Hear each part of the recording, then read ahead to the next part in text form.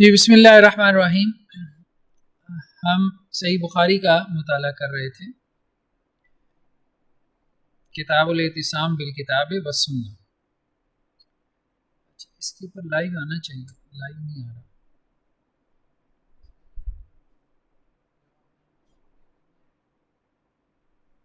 ہاں ٹھیک ہے ٹھیک ہے۔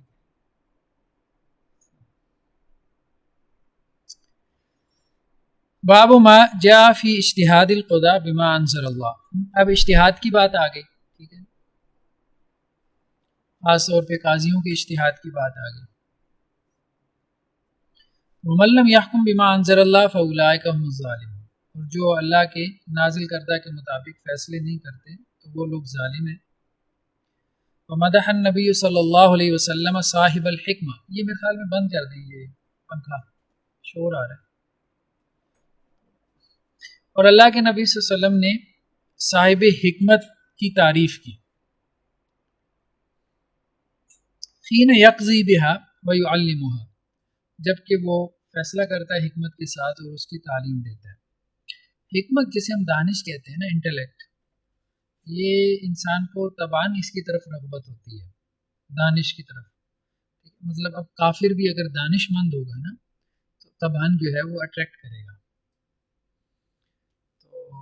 اس لیے جو ہے ہمارے دین نے دانش کو پسند کیا، حکمت کو پسند کیا۔ لا يتکلف من قبله ومشاورت الخلفاء وسؤالهم اہل العلم، تو مطلب اس میں تکلف نہیں ہونا چاہیے، اور خلفاء کے ساتھ یعنی اپنے ساتھیوں کے ساتھ مشاورت ہونی چاہیے، حاکم کی بات ہو رہی ہے نا، اور اہل علم سے سوال ہونا چاہیے۔ حاکم کو چاہیے کہ جب بھی کوئی مسئلہ اس کے سامنے آئے، کیونکہ وہ ایک طرح سے جسٹس ہے یا چیف جسٹس ہے، تو وہ اپنے خلفاء سے مشاورت کرے اور اہل علم سے سوال کرے۔ یہ بیسیکلی بات ہے۔ تو گویا جب آپ اپلیکیشن کریں گے، اجتہاد کریں گے، تو اس وقت آپ دوسرے لوگوں سے بھی مشورہ کریں گے۔ اس کو کہتے ہیں مشاوراتی اجتہاد یا کلیکٹیو اجتہاد۔ میرا جو پی ایچ ڈی کا تھیسس تھا وہ اسی موضوع پہ تھا۔ ہمارے ہاں یہ رجحان اب بڑھا ہے، پہلے نہیں تھا۔ پہلے انڈیویجول اجتہاد ہوتا تھا، جیسے ائمہ نے کیا، کہ بعض ائمہ بعض اوقات مشاورت کر لیا کرتے تھے۔ خلفائے راشدین کا جو اجتہاد تھا وہ مشاورتی ہوتا تھا، جیسے حضرت عمر رضی اللہ عنہ کی باقاعدہ کونسل تھی، بڑے اہم مسائل میں وہ اس کونسل سے مشاورت کرتے تھے۔ تو یہ ٹرینڈ اچھا ٹرینڈ ہے کہ اب جیسے پاکستان میں بھی بریلوی دیوبندی اہل حدیث علماء کی ایک مجلس بن گئی، خود سے بن گئی، جیسے یہاں لاہور میں تھی دلی مجلس شرعی کے نام سے، تو اس میں بھی جاتا رہا کچھ اجلاسات میں۔ اب جیسے اب دیکھیں کہ سعودی عرب میں انہوں نے گورنمنٹ کی سطح پہ بنا دی، مصر میں بھی ہے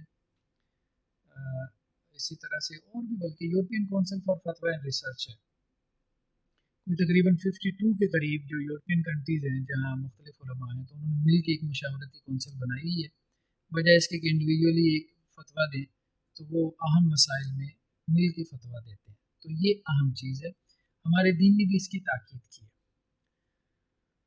اچھا، یہ وہی حدیث ہے جو پہلے گزر چکی کہ انہوں نے اللہ کے نبی صلی اللہ علیہ وسلم سے سنا فیہ غرہ عبد او امۃ، یعنی اس میں جو ہے اگر کسی عورت کا جنین جو ہے وہ گر جائے، کسی نے اس کے ساتھ زیادتی کی ہے اور اس کے پیٹ میں جو بچہ تھا وہ ہلاک ہو گیا، تو اب اس کی جو دیت ہے وہ کیا ہے، وہ ایک غلام ہے یا ایک لونڈی ہے۔ تو یہ بیسیکلی تو جو ہے وہ سوال کیا گیا تھا نا، تو انہوں نے سوال کی طرف جو ہے وہ اشارہ کیا کہ خلفاء کو جو ہے وہ اگر مسئلے کا علم نہ ہو تو وہ سوال کیا کریں۔ امام بخاری بیسیکلی اسی کی طرف جا رہے ہیں کہ اعتصام بالکتاب والسنہ، سنت نہیں ہے تو فوراً جو ہے نا وہ قیاس میں مت پڑ جائیں، سنت کا تتبع کریں، سنت کو تلاش کریں حتی الامکان۔ نیکسٹ کیا ہے، لَتَتْبَعُنَّ سُنَنَ مَنْ كَانَ قَبْلَكُمْ، سب چیپٹر کا عنوان کیا ہے کہ اللہ کے نبی صلی اللہ علیہ وسلم نے کہا کہ تم اپنے سے پہلے لوگوں کے رستوں کی پیروی کرو گے، ان کی چال کی پیروی کرو گے۔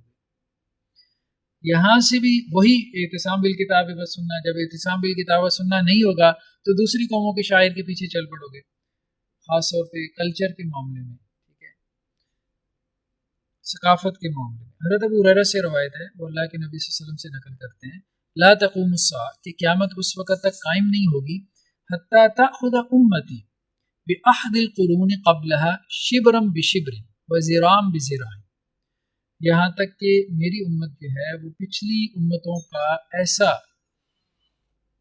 تتبع کرے، ان کو ایسے فالو کرے کہ جیسے بالشت کے ساتھ بالشت اور بازو کے ساتھ بازو، یعنی اتنا برابر برابر ان کا تتبع کرے، ان کے پیچھے چلے، ان کو فالو کرے۔ فقیل یا رسول اللہ کا فارس و روم، آپ کی دوسری امتوں سے کیا مراد ہے کہ کیا مسلمان جو ہے وہ اہل فارس یا اہل روم کی پیروی کریں گے، یعنی مجوسیوں کی اور عیسائیوں کی؟ تو آپ صلی اللہ علیہ وسلم نے فرمایا ومن الناس الا اولئک، تو ان کے علاوہ اور کون ہو سکتے ہیں؟ تو اس وقت یہی بڑی قومیں تھیں، یہی بڑی تہذیبیں تھیں، ایک فارسی تہذیب تھی اور دوسری جو ہے وہ رومی تہذیب تھی۔ آج آپ یوں کہہ سکتے ہیں کہ ہندوانہ کلچر جو ہے خاص طور پہ جس کا ہمارے مسلمانوں کے اوپر، سب کانٹیننٹ کے جو ہے ان کے اوپر اثر ہے، اور دوسرا انگریزی تہذیب کا اثر ہے۔ تو اعتصام بالکتاب و سنہ میں آپ امام بخاری جو ہے وہ ثقافت کے مسئلے بھی لے آئے ہیں، کلچر کے مسئلے بھی لے آئے ہیں، تہذیب کے مسئلے بھی جو ہے وہ لے آئے ہیں۔ اس کو بھی مضبوطی سے تھامنا ہے، اس معاملے میں بھی دوسری قوموں یا ان کے شاعر کی پیروی نہیں کرنی۔ تو خیر بہت جامع رکھا ہے امام بخاری نے اس کو، اس چیپٹر کو جو ہے۔ اچھا نہیں، یہ دوسری روایت تھوڑی سی ڈیفرنٹ تھی، ہم اس کو دیکھ لیتے ہیں۔ یہ بھی حضرت ابو سعید خدری سے روایت ہے کہ اللہ کے نبی صلی اللہ علیہ وسلم نے فرمایا لَتَتْبَعُنَّ سَنَنَ مَنْ كَانَ قَبْلَكُمْ، کہ تم اپنے سے پیچھے لوگوں کی طریقوں کی پیروی کرو گے، شبرن شبرن وزرام بزرام، یعنی بالشت بر بالشت بر، یعنی اگر انہوں نے بالشت بر بھی کوئی قدم اٹھایا تو تم بھی اتنا قدم اٹھاؤ گے، اور اگر انہوں نے بازو کے برابر جو ہے وہ قدم اٹھایا، زرا یہاں تک ہوتا ہے نا، کوہنی تک زرا ہوتا ہے، ٹھیک ہے، اور یہاں تک جو ہے وہ بالشت ہے۔ حتی لو داخلوا جحر ضب، یہاں تک کہ اگر وہ کسی گوہ کے بل میں گھس گئے، تبعتموہم، تو تم بھی ان کی پیروی کرو گے، تم بھی گوہ کے بل میں گھسو گے۔ یعنی گوہ کے بل میں گھسنا نانسنس بات ہے نا، ٹھیک ہے، لیکن وہ ایک ایسی حرکت کریں گے جو نانسنس ہوگی، تم بھی ان کی نقالی میں ویسی حرکت کرو گے۔ قلنا یا رسول اللہ الیہود والنصارى قال فمن، تو ہم نے کہا اللہ کے رسول یہ یہود و نصارہ ہوں گے جن کی ہم پیروی کریں گے؟ تو آپ صلی اللہ علیہ وسلم فرمایا پھر اور کون ہے، مطلب وہ نہیں تو اور کون ہے؟ ٹھیک ہے، اور یہی صورت ہمیں نظر آتی ہے، صورتحال اوورآل، مطلب امت کی جو صورتحال ہے، یعنی آپ جسٹیفائی نہیں کر سکتے نا جو کچھ وہاں سے آ رہا ہے فیشن کے نام پہ، ٹھیک ہے، بندے کا سر گھوم جاتا ہے کہ اس نے کیا کیا ہوا ہے، جس قسم کے ہیئر سٹائلز ہیں عجیب و غریب قسم کے، تو وہ مہذب آدمی، مطلب وہ ریلیجس نہ بھی ہو، سیولائزڈ ہو، وہ بیچارہ پریشان ہو جاتا ہے کہ اس کو کیا ہو گیا، ٹھیک ہے، اس نے جو ہے وہ اپنے گوڈوں گٹوں سے جو ہے وہ اپنی پینٹ پھاڑی ہوئی ہے اور فیشن کے نام پہ۔ تو یہ وہی بات ہے کہ اگر وہ گوہ کے بل میں گھسیں گے، گوہ کے بل میں گھسنے سے مراد یہی ہے کہ نان سینس کوئی ایسی حرکت کریں گے تو تم بھی ان کے تتبع میں وہی کچھ کرو گے۔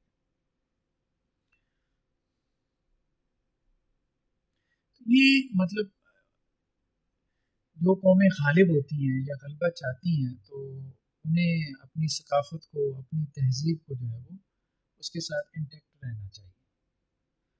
جب آپ اپنی ثقافت کو، اپنے کلچر کو آپ چھوڑ دیں گے تو دوسری قومیں غالب آ جائیں گی۔ حضرت مسروق سے ہے، وہ حضرت عبداللہ بن مسعود سے نقل کرتے ہیں کہ اللہ کے نبی صلی اللہ علیہ وسلم نے فرمایا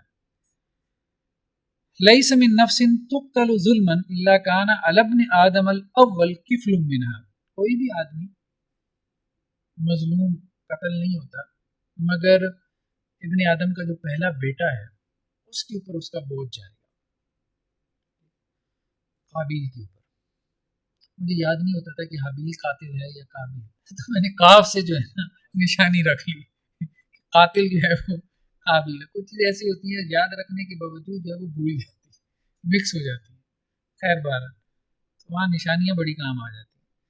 تو لیس من نفس تقتل ظلما، کوئی بھی جان مظلوم قتل نہیں ہوتی، الا کان علی ابن آدم الاول کفل منها، دیکھیں کتنی بڑی جو ہے وہ اس کے لیے خسارہ ہے۔ نو انسانی میں قیامت تک جتنے قتل ہوتے رہیں گے اس کا گناہ کا ایک حصہ اس کے کھاتے میں جاتا ہے۔ ہاں بالکل بالکل یہی بات ہے، یہی بات ہے۔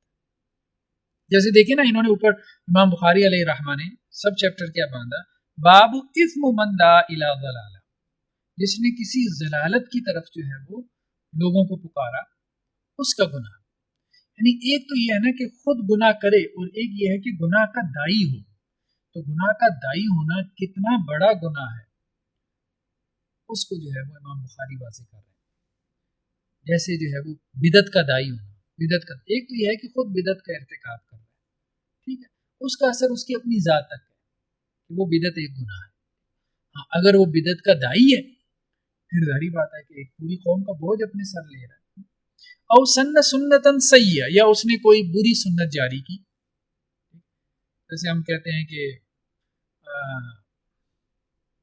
کچھ نیکیاں ایسی ہوتی ہیں کہ جو صدقہ جاری ہیں، کچھ گناہ ایسے ہوتے ہیں جو سیئہ جاری ہیں، انسان کا گناہ جاری ہو جاتا ہے جس طرح نیکی جاری ہو جاتی ہے۔ تو انسان کو کم از کم ایسے گناہ سے بچنا چاہیے جو جاری ہو، یہ نہ ہو کہ اس کے مرنے کے بعد بھی کھاتا کھلا رہے۔ تو اسی کو امام بخاری نے جو ہے وہ کس کے ساتھ لنک کیا قرآن کی آیت میں، وَمِنْ أَوْزَارِ الَّذِينَ يُضِلُّونَهُمْ بِغَيْرِ علم، اللہ نے کہا کہ ایک تو یہ اپنے بوجھ اٹھائیں گے نا قیامت والے دن، اپنے گناہوں کا بوجھ ایک تو وہ اٹھائیں گے، دوسرا کیا ہے، دوسرا یہ ہے کہ ان لوگوں کی بوجھ بھی اٹھائیں گے جن کو یہ گمراہ کرتے تھے بغیر علم کے۔ بغیر علم سے مراد کیا ہے کہ ان کے پاس کوئی علمی دلیل نہیں تھی اپنے اس فعل کی، علمی دلیل نہیں تھی، بغیر علم کی گمراہ کر رہے تھے، تو اب اس پہ جو ہے وہ یہ بات کہی گئی۔ ربما قال سفیان من دمیہا، بعض اوقات جو ہے وہ حضرت سفیان جو راوی یہ حدیث ہیں انہوں نے یہ بھی کہا کہ اس کے خون کا مطلب ناحق حصہ، وہی بات ہو گئی ذرا مختلف الفاظ کے ساتھ، لأنه اول من سن القتل اولا، کیونکہ وہ پہلا شخص تھا جس نے سب سے پہلے قتل کی سنت کو جاری کیا۔ تو بہرحال دنیا میں جو بھی گناہ جس نے پہلی مرتبہ جاری کی، جیسے عربوں میں بت پرستی نہیں تھی نا، بنو اسماعیل تھے نا، حضرت اسماعیل کی نسل میں سے تھے، بت پرستی تو نہیں تھی، ٹھیک ہے۔ اب ایک شخص کا نام آتا ہے عامر بن لحا، کہ یہ گیا اور یہاں شام وغیرہ سے وہاں سے کوئی جو ہے نا وہ بت اٹھا کے لے آیا، اور عربوں کو اسی طرح قوم موسیٰ میں ہم دیکھتے ہیں سامری تھا جس نے بچڑا بنایا اور پوری قوم کو اس پہ لگا دیا۔ تو بہرحال جنہیں حدیث میں ائمہ مضلین بھی کہا گیا، جو گمراہ کرنے والے امام ہیں ایک طرح سے، ان لوگوں کی بات ہو رہی ہے کہ ان سے جو ہے وہ آپ بچ کے رہو، اور اس کا کتنا بڑا گناہ ہے۔ ضرور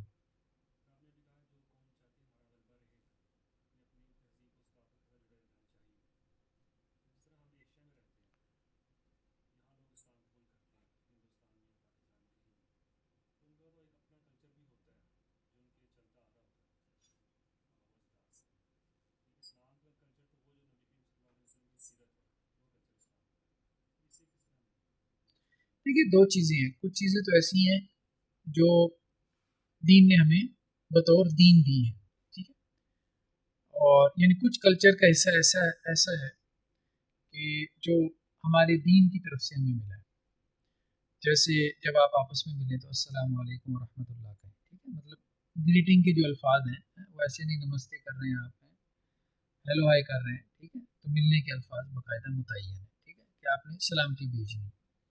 تو کلچر میں کچھ چیزیں ایسی ہیں جو کہ ہمارا دین ہے، ٹھیک ہے، ان کے ساتھ تو آپ نے ایز اٹ از انٹیکٹ رہنا ہے، ان کی جگہ اگر آپ کچھ اور لے کے آئیں گے تو ظاہری بات ہے کہ وہ بدعت ہوں گی، ٹھیک ہے، وہ مطلب قابل قبول نہیں ہے، ایکسیپٹیڈ نہیں ہے۔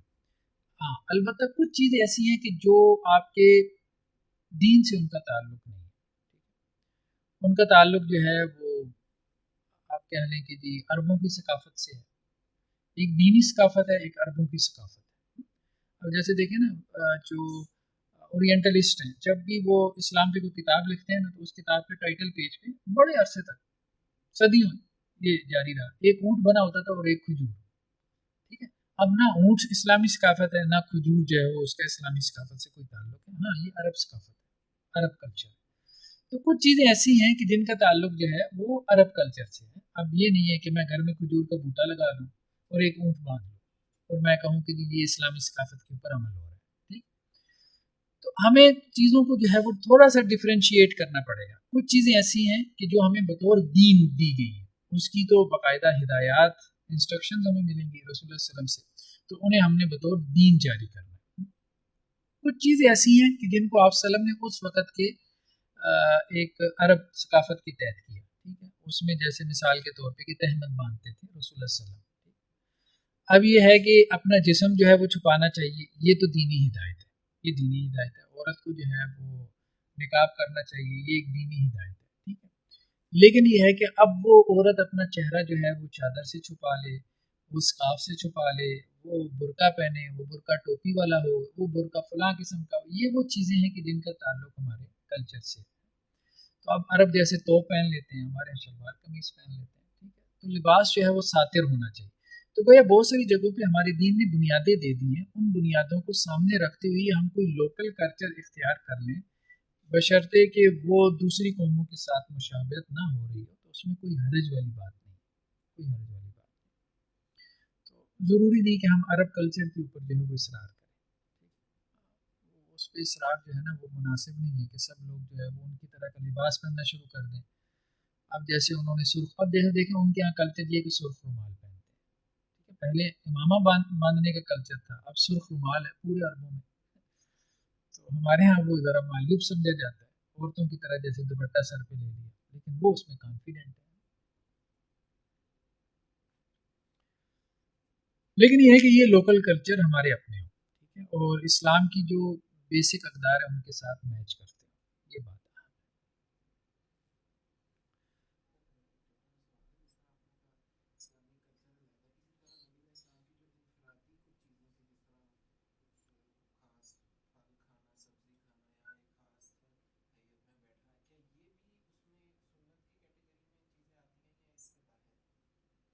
دیکھیے اس میں ایک شخص اگر رسول اللہ صلی اللہ علیہ وسلم کو آئیڈیالائز کرتا ہے، ٹھیک ہے، آپ صلی اللہ علیہ وسلم کو آئیڈیالائز کرنے کی وجہ سے وہ یہ کہتا ہے کہ جس طرح آپ صلی اللہ علیہ وسلم چلتے تھے میں اس طرح سے چلوں، ہمیں اس کی انسٹرکشن نہیں ہے، ٹھیک ہے. تو لیکن یہ کہ اگر کوئی ایسا کرتا ہے محبت کے جذبے میں تو وہ تو جسٹیفائڈ ہے. لیکن بہرحال یہ کوئی ایسا دینی حکم نہیں ہے کہ جس کی ہمیں تاکید کی گئی ہو کہ ہم نے اس کو ایمفیسائز کرنا ہے یا بطور دین. بیسیکلی یہ چیزیں نا مطلب جسے کہتے ہیں کہ جو دین میں جن چیزوں کو پرائرٹی حاصل ہوتی ہے نا، پھر وہ چیزیں نظر انداز ہو جاتی ہیں جب آپ چھوٹی چھوٹی چیزوں کو مد نظر رکھنا شروع کر دیتے ہیں.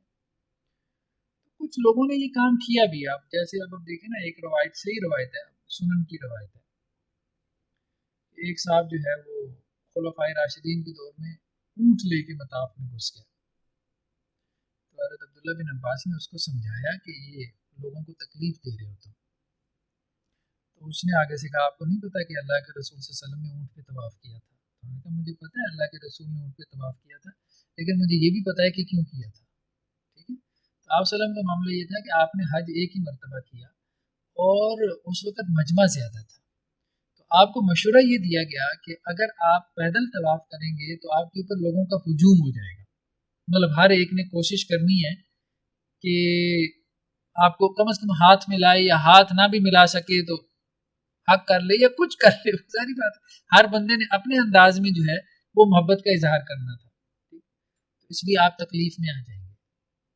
تو آپ صلی اللہ علیہ وسلم نے اس مشورے کے اوپر عمل کرتے ہوئے پھر اونٹ پہ طواف کیا، ورنہ مطاف میں اونٹ لے جائے گا تو کیا کرے گا، لوگوں کو تنگ کرے گا. تو بہت سی چیزیں ایسی ہیں کہ جو اللہ کے رسول صلی اللہ علیہ وسلم نے کسی سبب کے تحت بھی کی. تو آج وہ اسباب جو ہیں وہ اگر نہیں ہیں تو ان چیزوں کو چھوڑا جا سکتا ہے. تو اس لیے سنن میں بھی جو ہے وہ کیٹیگرائزیشن ہے. فقہا نے کیٹیگرائزیشن تو کی ہے نا کہ یہ سنت موقدہ ہے، یہ غیر موقدہ ہے، یہ سنت عادیہ ہے. کیٹیگرائزیشن اسی اعتبار سے ہے کہ بہرحال اس سنت کو آپ صلی اللہ علیہ وسلم نے اہمیت دی تو آپ بھی اہمیت دو.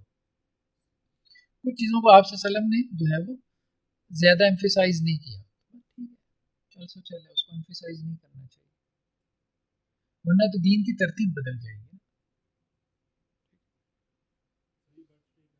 ٹھیک،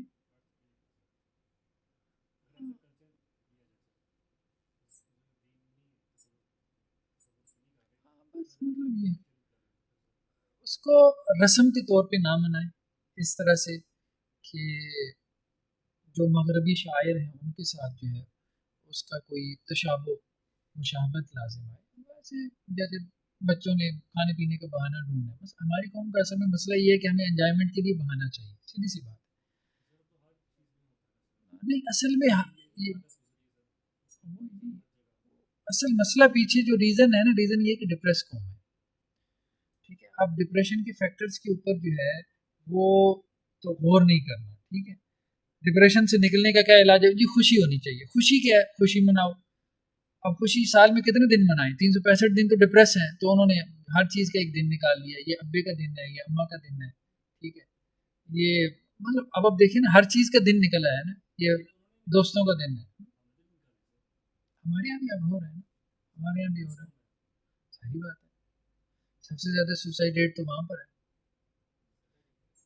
پلوں سے جا کے چھلانگے تو وہ مارتے ہیں، مطلب ہمارے یہاں بھی مارتے ہیں ٹرین کے آگے لیکن یہ ہے کہ ان کے یہاں سوسائڈ ریٹ زیادہ ہے.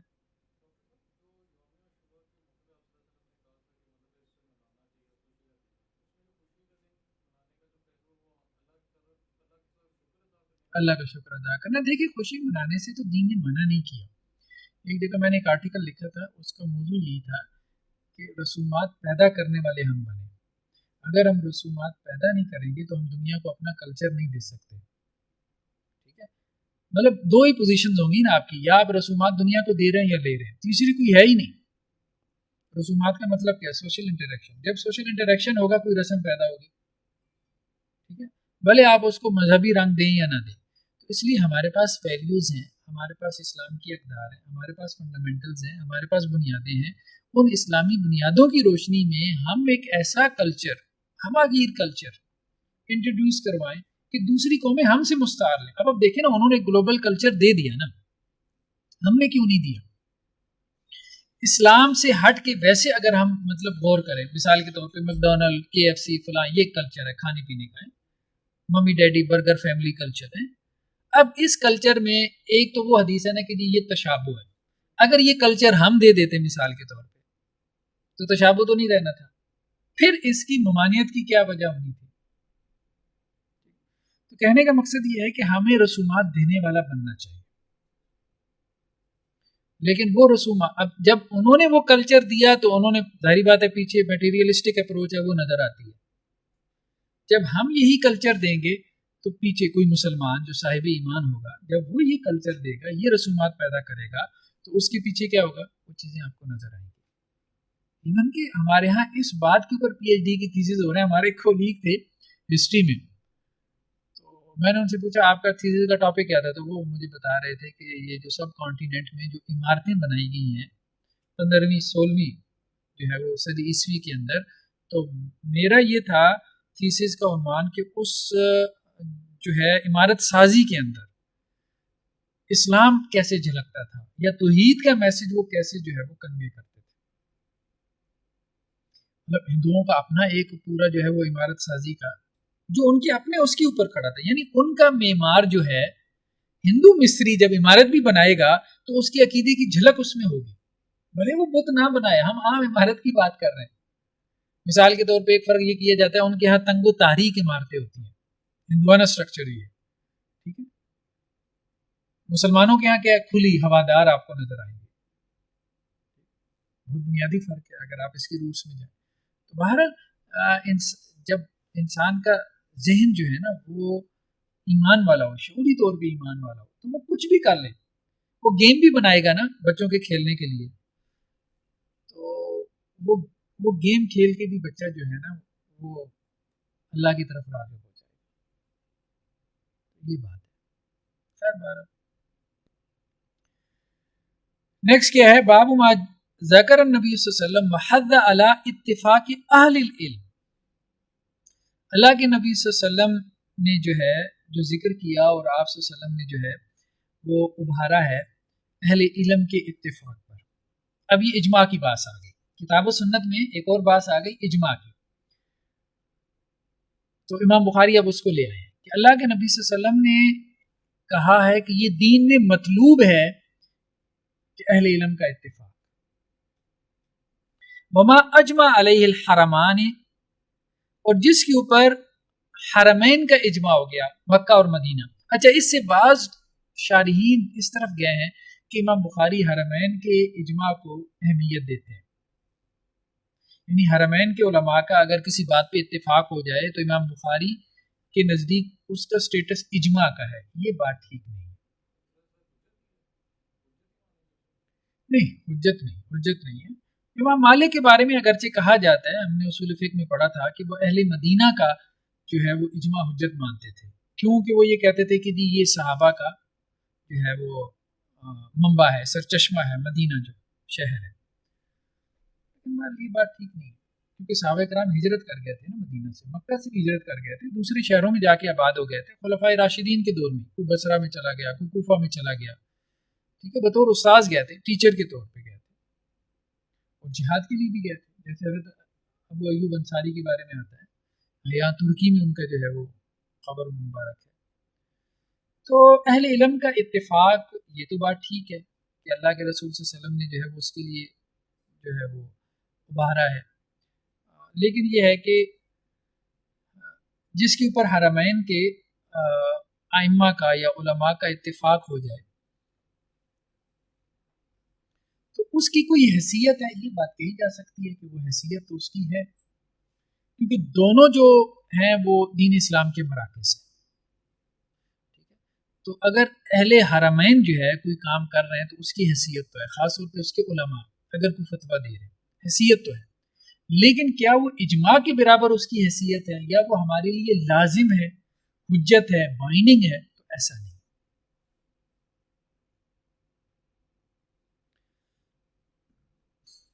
ترجمۃ الباب میں پھر مزید کیا ہے، مکہ والمدینہ، اور کیا ہے، وما کان بہا من مشاہد النبی صلی اللہ علیہ وسلم والمہاجرین، کہ ان کی اہمیت اس لیے بھی ہے کہ اللہ کے نبی صلی اللہ علیہ وسلم اور مہاجرین کے وہاں پہ مشاہد ہیں، ٹھیک ہے، اور انصار کے بھی ہیں، وہ مصلی نبی، نبی صلی اللہ علیہ وسلم کی نماز پڑھنے کا مقام ہے، والمنبر، آپ صلی اللہ علیہ وسلم کا ممبر ہے، والقبر، آپ صلی اللہ علیہ وسلم کی قبر مبارک ہے۔ تو اس میں کوئی شک نہیں ہے کہ یہ مرکز ہے، اسلام کا مرکز ہے، یعنی آپ صلی اللہ علیہ وسلم کی زندگی میں بھی تھا اور زندگی کے بعد بھی، امام بخاری نے کہا ابھی بھی ہے، کیوں؟ کیونکہ آپ صلی اللہ علیہ وسلم کی قبر مبارک ہے، آپ کا منبر وہاں پر ہے، ٹھیک ہے۔ اچھا، اس سے آپ اب دیکھیں نا، امام بخاری کی گہرائی دیکھیں، امام بخاری ویسے یہ نہیں چاہتے کہ یہ جو شاعر ہیں یہ مٹائے جائیں،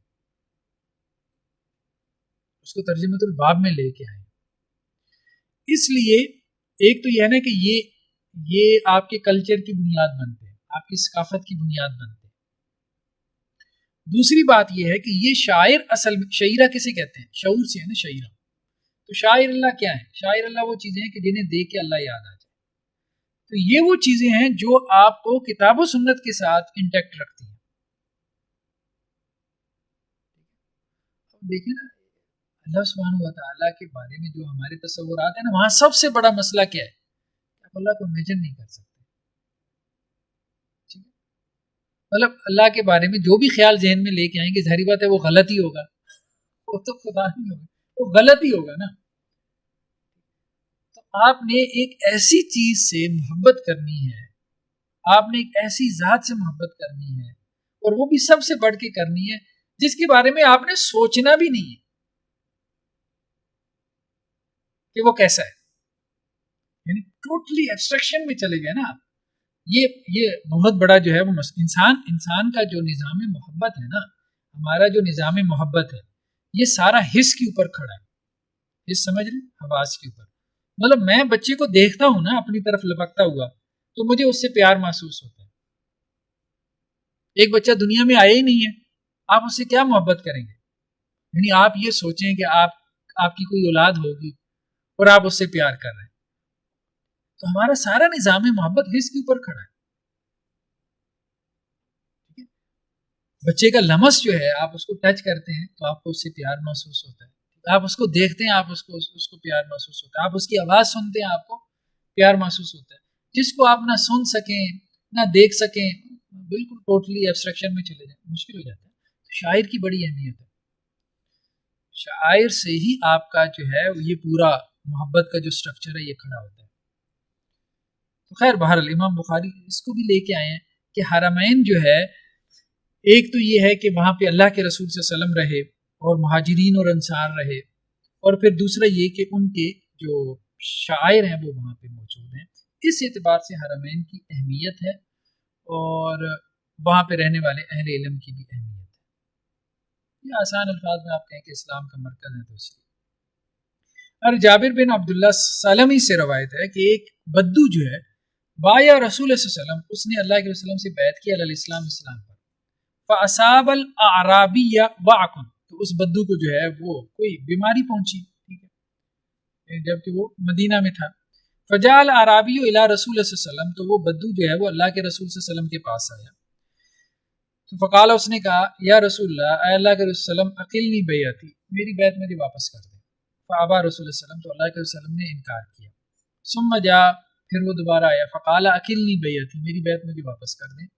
فابا، آپ وسلم نے انکار کیا. ثم جاء، پھر آیا، پھر اس نے کہا کہ اقلنی بیعتی، میری بیعت واپس کر دیں. فابا، تو آپ وسلم نے انکار کیا. ٹھیک ہے، یہ بیعت اصل میں آپ وسلم نے لی تھی اس سے مدینہ میں رہنے کے لیے. یہ پیچھے روایتوں میں گزرا، کیونکہ مدینہ کو مرکز بنایا گیا تھا نا اسلام کا، تو ارد گرد کے لوگوں کو حکم تھا کہ ہجرت کر کے آئیں اور اس کو ایک مضبوط جو ہے وہ اسلامی ریاست بنائے. اب بیعت لی جاتی تھی کہ تم مدینہ میں رہو گے. اب وہ آیا، وہ وہاں بیمار پڑ گیا، تو اب اس نے کہا جی میں تو جانا چاہتا ہوں، میری بیعت مجھے واپس کر دیں. میں نے آپ سے بیعت کی تھی کہ میں مدینہ میں رہوں گا مرتے دم تک، لیکن میری بیعت مجھے واپس کریں، میں جانا چاہتا ہوں. آپ وسلم نے انکار کیا. گویا مدینہ میں رہنے کی فضیلت ہے، فضیلت ہے. یہ امام بخاری کہہ رہے ہیں مدینہ میں رہنے کی فضیلت ہے. جو مدینہ میں رہتا ہے تو اس کی فضیلت ہے. تو جب اس کی فضیلت ہے تو اہل مدینہ میں سے جو علماء ہیں ان کی بھی فضیلت ہے بقیہ کے اوپر. فقال رسول اللہ صلی اللہ علیہ وسلم، تو اللہ کے رسول صلی اللہ علیہ وسلم نے کہا، مطلب وہ اعرابی نکل گیا مدینہ سے، خود ہی چلا گیا، آپ نے تو بیعت واپس نہیں کی. انما المدینہ تو کلکیر تنفی خبثها وینسو طیبها، کہ مدینہ جو ہے نا وہ بھٹی کی مانند ہے، جو کچرا ہوتا ہے یہ اس کو اٹھا کے باہر پھینک دے گا، اور جو خوشبو ہوگی اس کو یہ اپنے اندر سمو لے گا. یعنی منافق جو ہے وہ مدینہ سے نکل جائے گا، یا کمزور ایمان والا مدینہ میں نہیں رہے گا. وہی لوگ رہ پائیں گے کہ جو خالص ایمان والے ہیں. ہاں، نافرمانی میں آ جاتا ہے، بالکل آ جاتا ہے، کیونکہ آپ وسلم نے 3 دفعہ اسے کہا نا، 3 دفعہ. لیکن اس نے اس کو اس نے یہی سمجھا کہ کیونکہ بدو بھی تھے نا، بدو اس طرح سے ظاہری بات ہے کہ ان کے اپنا ایک ذہن ہوتا تھا. دیکھیے اس میں ڈیبیٹ ہے. کچھ شارحین نے کہا کہ اصل میں یہ اسلام سے پھر گیا، لیکن کچھ نے کہا کہ نہیں، اسلام سے نہیں پھرا. جنہوں نے کہا کہ یہ مرتد ہو گیا تو انہوں نے تو یہی بات کہی ہے، کیونکہ وہ یہ کہتے ہیں کہ یہ بیعت اسلام تھی جو اس نے واپس کرنی چاہیے. ٹھیک ہے، لیکن زیادہ بہتر بات یہی معلوم ہوتی ہے کہ نہیں، مرتد نہیں ہوا تھا، یہ ارتداد نہیں تھا، یہ بیعت مدینہ میں رہنے کے حوالے سے تھی. باقی بہرحال یہ ہے کہ ایک سری نافرمانی تو تھی.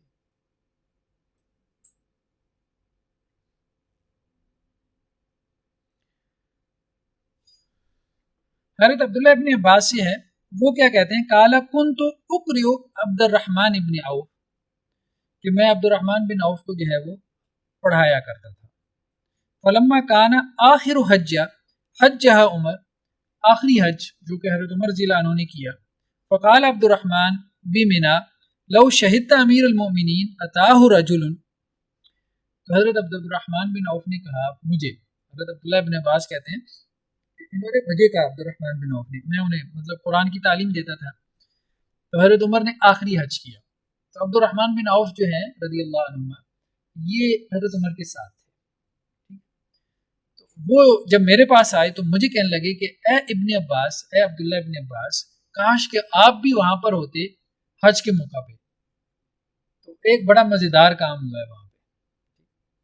لو شہدت امیر المؤمنین، کاش کہ آپ بھی وہاں پہ ہوتے امیر المومنین کے پاس. اتاؤ رجل، ایک آدمی آیا، قال ان فلانا یقول لو مات امیر المومنین لبایعنا فلانا، کہ فلاں بندہ یہ کہتا ہے کہ اگر امیر المومنین فوت ہو گئے حضرت عمر جو ہیں تو ہم فلاں کی بیعت کر لیں گے. فقال عمر، تو حضرت عمر نے کہا لا اقومن العشیۃ، مطلب میں شام کے وقت جو ہے وہ کھڑا ہو کے جو ہے وہ خطبہ دوں گا فأحذر هؤلاء الرہط، اور ان لوگوں کو میں ڈراؤں گا، تنبیہ کروں گا کہ یہ کام تم نے نہیں کرنا، ٹھیک ہے۔ الذین یریدون ان یغصبوہم، وہ لوگ یہ چاہتے ہیں کہ مسلمانوں کے حق پہ قبضہ کر لیں، یعنی ایک گروہ اٹھ کے کیا کرے، کسی کی بیعت کر لے۔ اچھا، بعض روایتوں میں یہ بھی ہے کہ اس بندے نے یہ دلیل دی کہ دیکھو جب اللہ کے رسول صلی اللہ علیہ وسلم کا معاملہ ہوا تھا تو حضرت عمر نے بھی تو حضرت ابوبکر کی بیعت کر لی نا، آگے بڑھ کے انہوں نے بھی تو یہ کام کیا کہ میں حضرت ابوبکر کی بیعت کرتا ہوں، تو باقی سارے لوگوں نے بھی بیعت کر لی، تو ہم نے طے کر لیا ہے کہ حضرت عمر فوت ہوں گے تو ہم کہیں گے ہم نے فلاں کی بیعت کی، تو اب وہ خلیفہ بن گیا تو باقی ساروں کو اس کی بیعت کرنی پڑے گی۔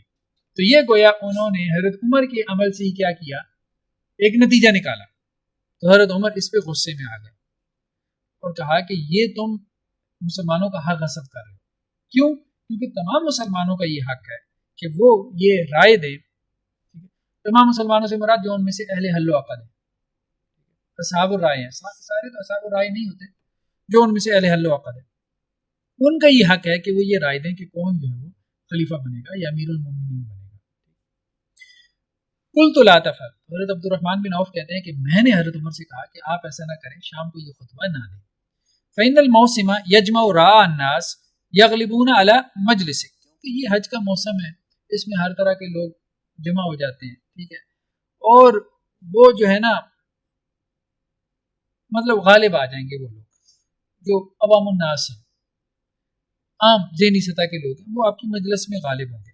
فأخاف ألا ينزلوها على وجهها، اور مجھے یہ ڈر ہے کہ جو بات آپ کریں گے وہ اس کو صحیح طرح سے سمجھیں گے نہیں، اس کو اس کی جگہ پہ نہیں اتاریں گے، مطلب اس کا صحیح معنی اور مفہوم بیان نہیں کریں گے۔ لیکن حضرت عبد الرحمن بن عوف رضی اللہ عنہ کتنی گہرائی تھی ان میں، وہ یہ کہہ رہے ہیں کہ حج کے موقع پہ آپ یہ بات نہ کریں، کیونکہ حج کے موقع پہ ہر طرح کے لوگ جمع ہیں، آپ جو بات کریں گے نا کسی کی سمجھ میں کچھ آئے گی، کسی کی سمجھ میں کچھ آئے گی، جو جس کی سمجھ میں آئے گی وہ جا کے گھر جا کے بتائے گا، تو ایک بات کی 1000 باتیں بن جائیں گی۔ تو آپ یہ بات جو آپ نے کرنی ہے یہ کریں ضرور، لیکن سمجھدار لوگوں میں کریں۔ وَيُطِيرُ بِهَا كُلُّ مُطِيرٍ، ہر اڑانے والا اس کو اڑاتا پھرے گا۔ فَأَمْهِلْ، آپ تھوڑا سا ٹھہر جائیں، حَتَّى تَقْدَمَ الْمَدِينَةَ دار الحجرہ، یہاں تک کہ آپ مدینہ آ جائیں دار الحجرہ میں، ودار السنہ، اور دار السنہ میں۔ دیکھیے نا، اب یہاں سے استدلال کیسے کر رہے ہیں امام بخاری، استدلال کیسے کر رہے ہیں، اہل مدینہ کی فضیلت ثابت کر رہے ہیں، ٹھیک ہے، یعنی باقی جو عامت الناس ہیں، باقی جو مسلمان ہیں، مسلمان ہونے میں تو ان کے ساتھ شریک ہے، لیکن علم کی فضیلت میں ان کے ساتھ شریک نہیں، اور یہاں سے استدلال کیا کہ عبد الرحمن بن عوف جو عشرہ مبشرہ میں سے ہیں، وہ حضرت عمر رضی اللہ عنہ کو مشورہ دے اور حضرت عمر نے اس بات کو سمجھا، ٹھیک ہے، کہ اہل مدینہ کی علم میں فضیلت ہے، تو کچھ باتیں صرف انہی سے کرنے کی ہیں، باقی لوگوں سے کرنے کی نہیں۔ فتحلس باصحاب رسول اللہ صلی اللہ علیہ وسلم، تو وہ دار الحجرہ ہے، دار السنہ ہے، ٹھیک ہے، سنت کا گھر ہے، یہ بھی اس کی فضیلت ہے، اور پھر رسول اللہ صلی اللہ علیہ وسلم کے جو اصحاب ہیں وہ مہاجرین میں سے ہوں، انصار میں سے ہوں، وہ مدینہ میں ہجرت کر کے گئے۔ فَيَحْفَظُوا مَقَالَتَكَ وَيُنزِلُوا عَلَى وَجْهِهَا، ایک تو وہ آپ کی بات کو یاد رکھیں گے، یعنی حضرت عمر کی بات کو، اور دوسرا اس کا جو صحیح معنی ہے نا وہ کریں گے، یعنی وہ بات کو صحیح طرح سے سمجھیں گے۔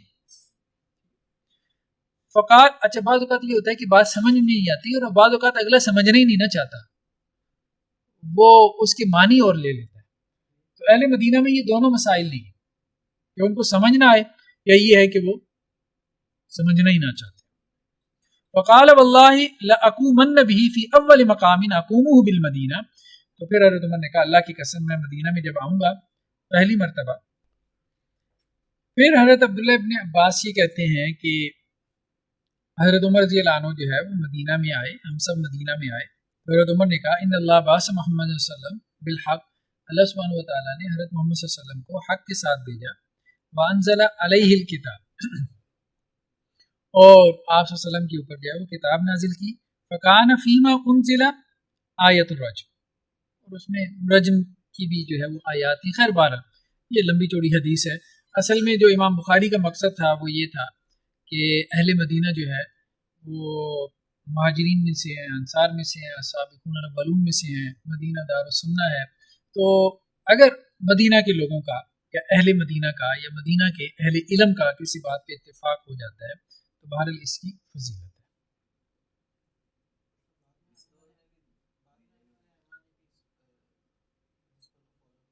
امام مالک نے کیا، امام مالک نے اہمیت دی ہے.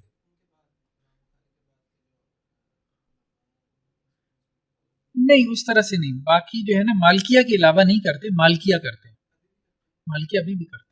مالکیہ تو بہرحال بہت آگے چلے گیا نا، پھر امام مالک سے بھی آگے چلے گئے. انہوں نے تو اس کو بائنڈنگ بنا لیا، اہل مدینہ کے عمل کو انہوں نے بائنڈنگ بنا لیا. جی ہاں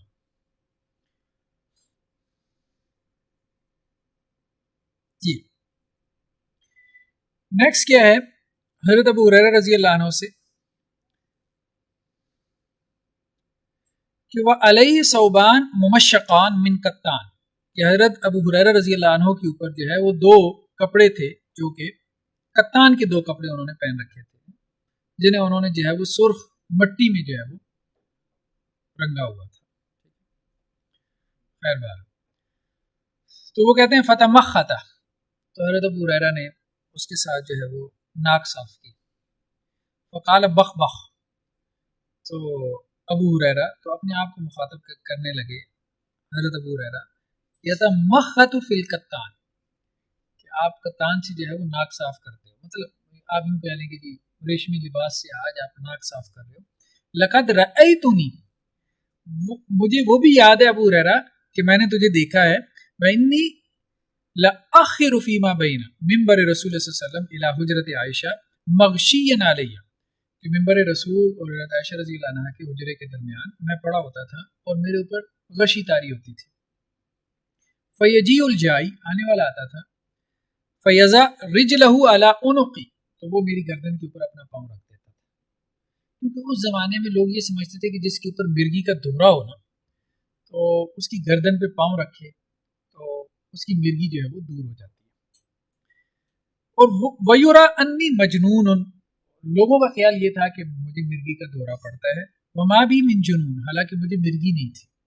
ما بھی الا الجوع، اور یہ جو غشی تاری ہوتی تھی یہ بھوک کی وجہ سے تھی، یعنی دو دو چار چار دن کی بھوک ہوتی تھی. تو وہ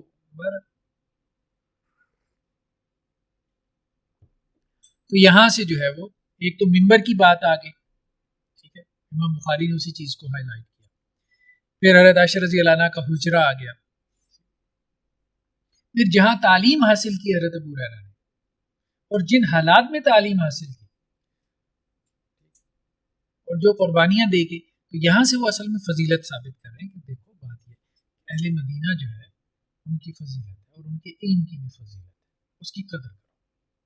تو اگر کوئی موقف تمہیں اہل مدینہ سے ملتا ہے تو اس کی قدر کرو. بعد والوں سے بھی ملتا ہے تو ظاہری بات ہے وہ انہی کے شاگردوں میں سے ہے نا، انہی کے شاگردوں میں سے، انہی صحابہ کا علم ہے جو بعد والی نسلوں میں جاری ہوا. وہ ٹھیک ہے کہ 14 صدیوں میں تو آ کے بہرحال کیا سے کیا ہو گیا ہوگا، اب معلوم نہیں کہ وہ جو مدینہ میں اب لوگ ہیں وہ سارے صحابہ کی اولاد میں سے ہیں کہ نہیں ہیں. لیکن جب امام بخاری یہ کتاب مرتب کر رہے تھے تو اس وقت تو زیادہ دور کی بات نہیں تھی کہ آؤٹ سائڈر آ کے وہاں پہ زیادہ آباد ہو گئے. ٹھیک ہے آؤٹ سائڈر بھی گئے ہیں، آباد ہوئی ہیں، وقت کے ساتھ ساتھ بڑے بھی ہیں. جی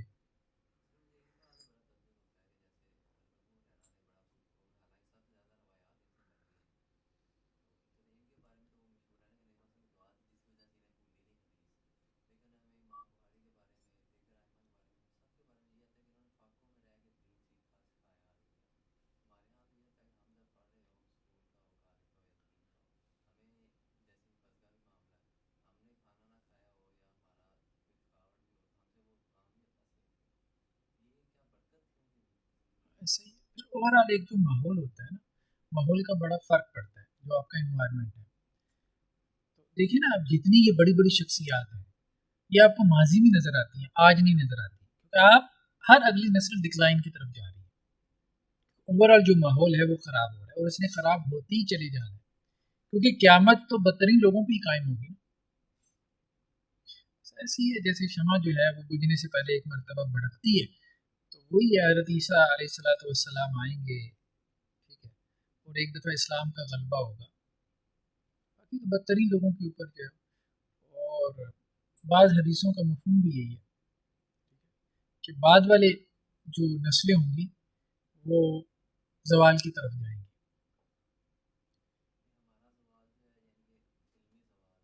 علمی بھی ہے، اخلاقی بھی ہے، ہر اعتبار سے. وہاں صرف آپ کو دو چار نظر نہیں نہ آتے، بہت سے نظر آ جاتے ہیں نا اوور آل. یہ ایسی ہے نا جیسے اب آپ کہیں کہ جی کیا وجہ تھی کہ جب ہم انگریز کے غلام تھے تو اس وقت ہمیں بڑی بڑی شخصیتیں نظر آتی ہیں، علامہ اقبال، محمد علی جناح، ٹھیک ہے، مولانا ابوالکلام آزاد، بڑے بڑے لوگ ہیں نا، بڑے بڑے نام ہیں. آج کوئی ایک بھی نظر نہیں آتا. کوئی نظر آتا ہے مطلب سیاسی لیڈرز کی بات کر رہے ہیں. تو وہ جو ماحول ہے نا، ماحول اوور آل، وہ ماحول بیسیکلی شخصیات پیدا کرتا ہے جس ماحول میں آپ رہ رہے ہوتے ہیں.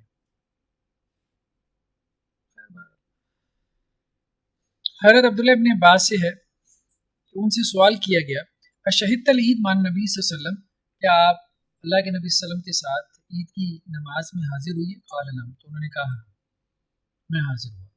ولولا منزلتی منہ ما شہدتہ من الصغر، مطلب اگر میرا آپ صلی اللہ علیہ وسلم کے ساتھ وہ رشتہ نہ ہوتا جو کہ ہے، تو شاید میں اپنے بچپنے کی وجہ سے آپ صلی اللہ علیہ وسلم کے ساتھ حاضر نہ ہو پاتا. فَأَتَلْ علم الذی عند دار کثیر ابن السلط فصلی، تو اللہ کے نبی صلی اللہ علیہ وسلم جو ہے وہ اس نشان کے پاس آئے جو کثیر بن سلط کے گھر کے پاس تھا، تو آپ صلی اللہ علیہ وسلم نے نماز پڑھائی، ثم خطبہ، پھر خطبہ دیا. ولم یذکر آذان، اذان کا ذکر نہیں ہے، ولا اقامہ، اور نہ ہی اقامت ہے، ظاہری بات عید کی نماز میں نہیں ہے. ثم امر بالصدقہ، پھر آپ صلی اللہ علیہ وسلم نے جو ہے وہ صدقے کا حکم دیا. فجعل النساء یشرن الی آذانہن، عورتیں جو ہے وہ اپنے کانوں کی طرف جو ہے وہ اشارہ کرنے لگی، وحلوقہن، اور اپنے مطلب حلق یعنی گلے کی طرف. فامر بلالا، وہ مطلب اپنے زیورات اتار کے جو ہے وہ صدقہ کرنے لگی، کانوں کی بالیاں یا کوئی ہار سیٹ وغیرہ پہنا ہوا ہے تو وہ. تو اللہ کے وسلم نے حضرت بلال کو حکم دیا، فاتاہن، تو حضرت بلال ان عورتوں کے پاس آئے، مطلب وہ زیورات وغیرہ انہوں نے کلیکٹ کیے. ثم رجع الی النبی صلی اللہ علیہ وسلم، پھر وہ لے کے اللہ کے نبی صلی اللہ علیہ وسلم کے پاس آ گئے. تو یہ یہاں پہ جو ذکر ہے نا کثیر بن سلط، ان کے گھر کے پاس جو ایک نشان ہے، ٹھیک ہے، وہاں پہ اللہ کے نبی صلی اللہ علیہ وسلم نے جو ہے وہ کیا ہے نماز پڑھائی، عید کی نماز پڑھائی. تو اب اس نشان کی بھی جو ہے وہ اہمیت ہے، امام بخاری یہ کہہ رہے ہیں اس نشان کی بھی اہمیت ہے جہاں آپ صلی اللہ علیہ وسلم نے نماز پڑھائی.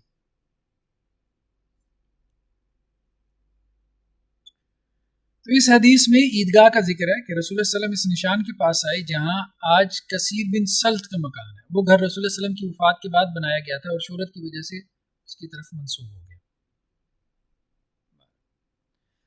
تو یہ ساری مطلب یہ ہے کہ شاعر کی اہمیت ہے. امام بخاری اصل میں یہ بات کہہ رہے ہیں کہ مدینہ کی اہمیت یا حرمین کی اہمیت ان شاعر کی وجہ سے بھی ہے جو وہاں پر ہے، دینی شاعر.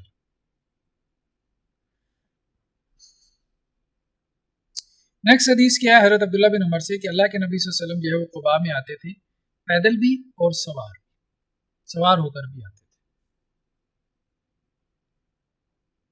اہمیت ہے مطلب قباء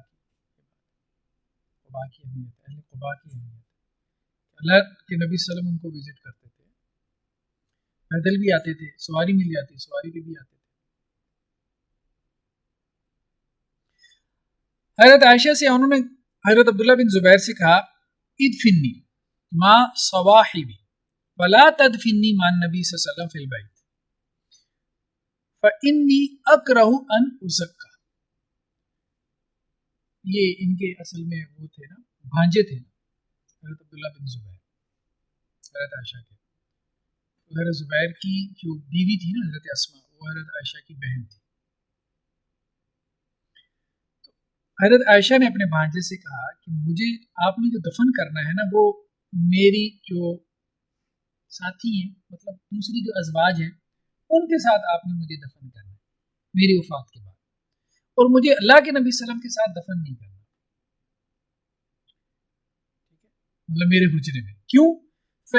فَإِنِّي أَكْرَهُ أَنْ أُزَكَّى، میں نہیں چاہتی کہ دوسری ازواج کے مقابلے میں میرا جو ہے وہ تزکیہ کیا جائے، یعنی میرے حوالے سے یہ بات کی جائے کہ جی دیکھیں ان کو یہ ترجیح حاصل ہے کہ وہ رسول اللہ صلی اللہ علیہ وسلم کے ساتھ دفن ہوئی، تو اس طرح سے مقابلہ پیدا ہوگا، اور میں نہیں چاہتی کہ اس مقابلے میں مجھے جو ہے وہ بہتر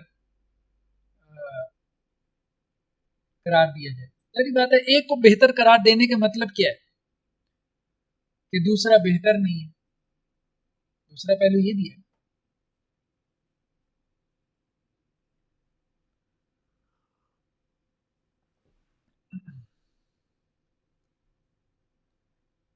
یہ وہی قبر کا ذکر آ گیا اوپر جو چل رہا ہے،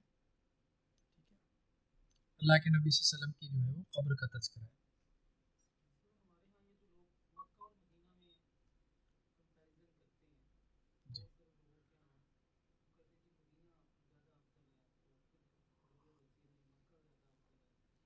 نہیں دیکھیں بہرحال افضلیت تو جو ہے نا وہ مکہ کی ہے، فضیلت تو مکہ کی ہے. دیکھیں نا جیسے مکہ میں جو حرم مکی کے اندر نماز پڑھنا ہے اس کی فضیلت جو ہے وہ 1,00,000 نمازوں کے برابر ہے، ٹھیک ہے. اور اسی طرح سے مسجد نبوی کی فضیلت اس طرح سے نہیں ہے 50,000 ہے یا 1,000 ہے.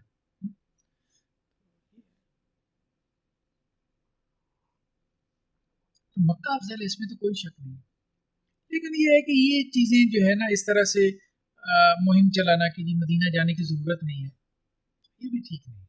لوگوں کو جانا چاہیے، کیوں نہ جائے، رسول اللہ علیہ وسلم کے ساتھ تعلق ہے اور وہ تعلق مضبوط ہوتا ہے.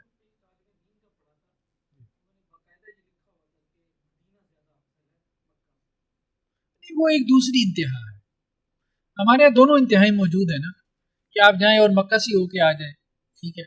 اصل حج تو مکہ میں ہے، ٹھیک ہے، اصل حج تو مکہ میں ہے، اس میں کوئی شک نہیں ہے. لیکن وہاں کے جو مقامی لوگ تھے جو حج کرنے کے لیے آ رہے تھے، تو وہ ظاہری بات ہے کہ مدینہ سے آ رہے تھے یا گرد و نواح سے آ رہے تھے، تو مدینہ ان کے لیے کوئی زیادہ دور بھی نہیں تھا، وہ آسانی سے وزٹ کر سکتے تھے. اب جس نے زندگی میں ایک مرتبہ وزٹ کرنا ہے تو وہ مکہ جا رہا ہے تو مدینہ بھی چلا جائے تو کیا حرج ہے. وہ حج کے سفر کے طور پہ مدینہ تھوڑا جا رہا ہے، ضرور جائے. تو دونوں ایکسٹریمز ہیں، ایک یہ ہے کہ مدینہ کو جو ہے وہ افضل قرار دینا مکہ سے، یا مسجد نبوی کو افضل قرار دینا بیت اللہ سے، یا پھر اللہ کے رسول صلی اللہ علیہ وسلم کی قبر جو ہے اس کو افضل قرار دینا عرش سے. یہ بھی بات جو ہے وہ لوگوں نے پیدا کی ہوئی ہے کہ وہ قبر کی وہ جو مٹی ہے وہ افضل ہے. ایسی باتیں جو ہے نا میرے خیال میں وہ ٹھیک نہیں ہے. پہلی بات یہ ہے کہ ایسے سوالات کے بارے میں پوچھا ہی نہیں جائے گا، پوچھا ہی نہیں جائے گا، ایسے سوالات میں پڑھنا ہی نہیں چاہیے. لیکن یہ ہے کہ بہرحال ان میں محتاط رویہ یہی ہے کہ جو رب جو ہے وہ رب ہے، اور پیغمبر بہرحال مطلب تمام مخلوقات سے بڑھ کے ہو، افضل ہو، لیکن اللہ کے لیے تو وہ ظاہری بات ہے کہ اللہ کا بندہ ہے.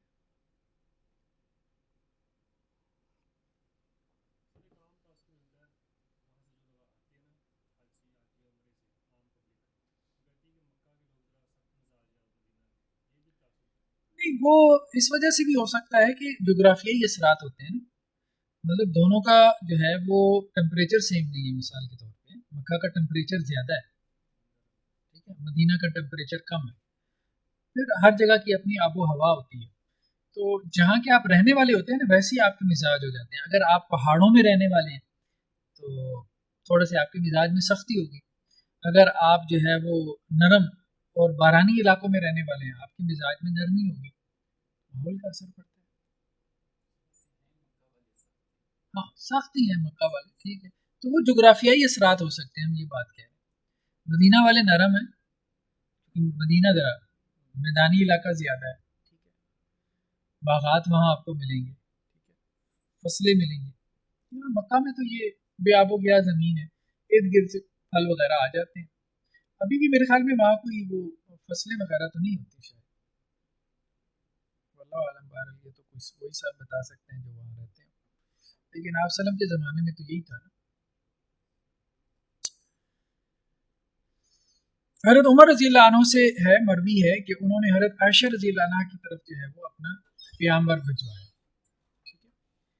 اِذن لی ان ادفن مع صاحبی، کہ آپ مجھے اجازت دیں کہ مجھے دفن کیا جائے۔ جب حملہ ہوا تھا حضرت عمر رضی اللہ عنہ پہ، درمیان میں جو ہے وہ 3-4 دن ان کی صحت کافی جو ہے وہ مخدوش رہی، تو جب انہیں اندازہ ہو گیا تو انہوں نے پھر حضرت عائشہ رضی اللہ عنہ سے اجازت چاہی، کیا مجھے اجازت دیں کہ مجھے اپنے دونوں دوستوں کے ساتھ دفنایا جائے، یعنی اللہ کے رسول صلی اللہ علیہ وسلم اور حضرت ابو بکر۔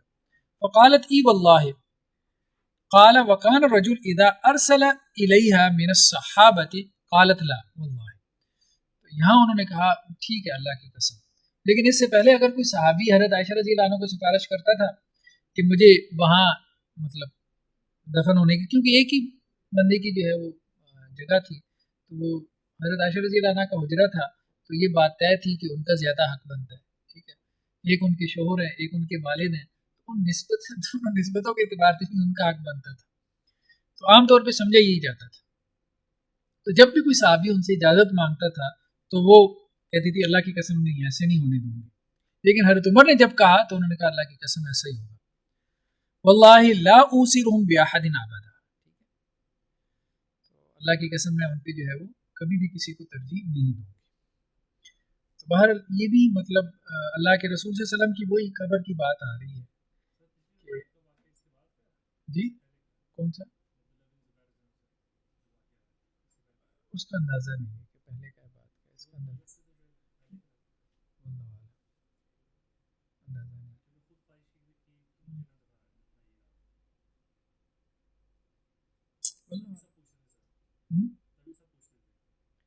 پوچھتے تھے، ہاں حضرت انس بن مالک سے ہے کہ اللہ کے رسول صلی اللہ علیہ وسلم کان یصلی العصر، عصر کی نماز جو ہے وہ پڑھاتے تھے، فیاتی الاوالی، تو اوالی جو ہے وہ ایک جگہ تھی مدینہ سے کچھ میل کے فاصلے پہ، تو آپ صلی اللہ وہاں پہ آتے تھے، والشمس مرتفعہ، اور سورج جو ہے وہ اس وقت بلند ہوتا تھا، ابھی بھی بلند ہوتا تھا، یعنی عصر کی نماز آپ صلی اللہ جلدی پڑھ لیتے تھے۔ وزاد اللیث ان یونس وبعد الاوالی 4 امیال او ثلاثہ، کہ اوالی جو ہے وہ مدینہ سے کوئی 4 میل ہوگا یا 3 میل ہوگا، ٹھیک ہے، تو 1 میل پونے 2 کلومیٹر کا ہوتا ہے، 1780 میٹر کا کہتے ہیں 1 میل،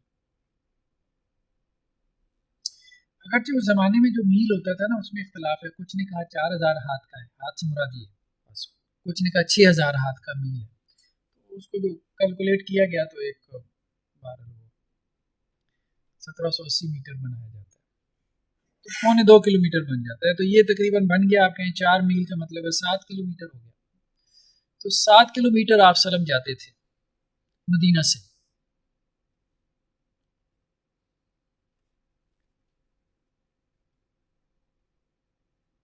اوالی مدینہ، ٹھیک، اور سورج جو ہے وہ ابھی بلند ہوتا تھا، تو یہاں اوالی کا تذکرہ آ گیا، یہ وہی ہے وہ جو اوپر آ رہا ہے نا مشاہد النبی، جہاں جہاں اللہ کے نبی صلی اللہ علیہ وسلم حاضر ہوئی ہیں، قباء میں حاضر ہوئی ہے، اوالی میں گئے، اس امت نے ان جگہوں کو بھی محفوظ کر لیا کہ یہاں اللہ کے رسول صلی اللہ علیہ وسلم کی حاضری ہوئی ہے۔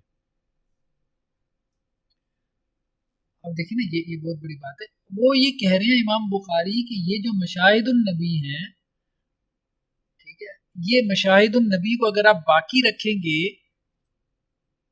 تو اس سے بھی اعتصام بالکتاب و سنت پیدا ہوگا، کیونکہ یہ رسول اللہ صلی اللہ علیہ وسلم کی یاد تازہ کرتے ہیں، آپ سے ایک تعلق قائم کرتے ہیں، اللہ کے وسلم نے وہاں وزٹ کیا، آپ وہاں وزٹ کریں گے، کس بنیاد پہ کریں گے؟ تعلق ہوگا تو کریں گے نا رسول اللہ صلی اللہ علیہ وسلم سے، یہ بھی اعتصام بالکتاب و سنت کی بنیاد بن جاتی ہے۔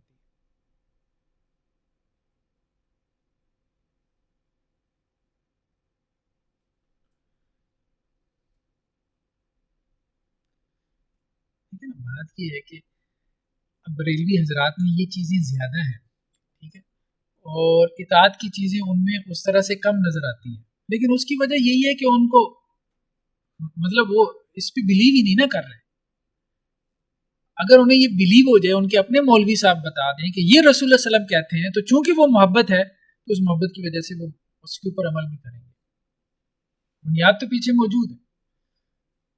لیکن چونکہ اسے بتانے والے اہل حدیث مولوی ہیں اور اہل حدیث کے بارے میں اس کا ذہن یہ بنایا گیا ہے کہ یہ تو تمہیں ٹھیک بات نہیں بتاتا، وہ اس لیے جو ہے وہ اس پہ عمل نہیں کرتے، بدعات سے نہیں بچتے. کس کی؟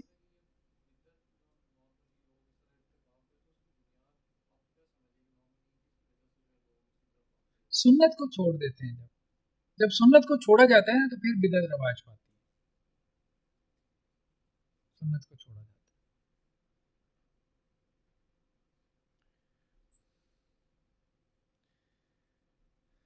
صاحب بن یزید سے ہے، وہ یہ کہتے ہیں کان سا علی عہد النبی صلی اللہ علیہ وسلم مدن وثلثا بمدکم اليوم،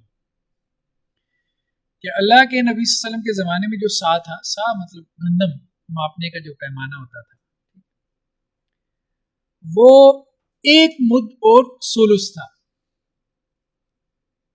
بمدکم اليوم، تمہارے آج کے مد کے حساب سے ایک مد اور ثلث تھا.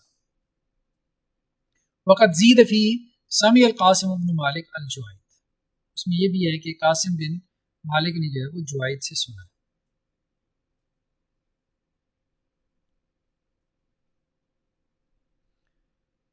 ایک سا جو ہے تمہارے رائج کرتا ایک مد اور تہائی مد کے برابر تھا.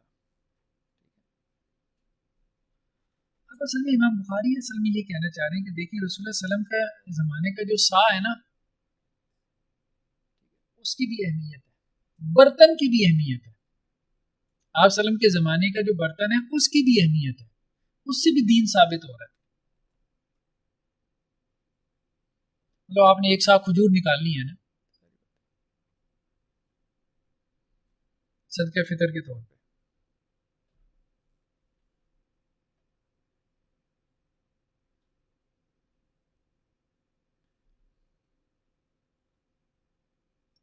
امام بخاری نا اس کتاب میں بریلوی نظر آتے ہیں.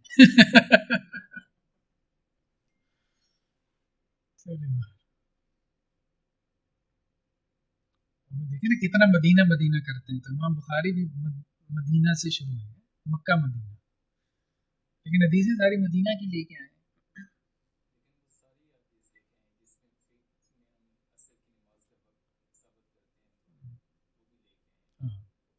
وہ اوالی والی جو ہے نا، اللہ کے وسلم وہاں جاتے تھے، اس سے بھی فقی مسئلہ نکل رہا ہے کہ عصر کی نماز جلد پڑھتے تھے، اوالی مدینہ جاتے تھے.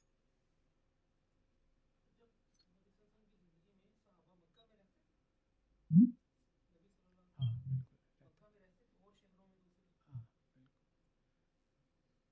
کچھ کو تو دیکھیں نا آپ وسلم نے خود بھیجا نا، جیسے حضرت معاذ بن جبل کو، ٹھیک ہے، روایتوں میں آتا ہے نا آپ نے یمن کا گورنر بنا کے بھیجا. حضرت ابو موسیٰ اشعری کو بھی یمن کا گورنر بنا کے بھیجا. یمن کے 2 حصے تھے.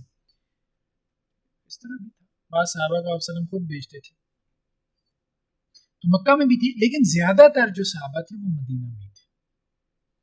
مدینہ میں تھے زیادہ صحابہ، مدینہ میں تھے کیونکہ آپ وسلم مدینہ میں تھے نا. تو مہاجرین اور انصار میں سے جو کبار تھے، اس لیے ہم دیکھیں حضرت ابو بکر، حضرت عمر، ایون کہ حضرت عثمان، تینوں صحابہ جو خلفائے ثلاثہ ہیں، ان کے دور میں مدینہ کیپٹل تھا. حضرت علی رضی اللہ عنہ کے زمانے میں کوفہ کیپٹل بنا. چونکہ وہ پھر فتنہ ہو گیا نا حضرت عثمان کی شہادت، جب وہ فتنہ پیدا پھر صحابہ نے ہجرتیں کی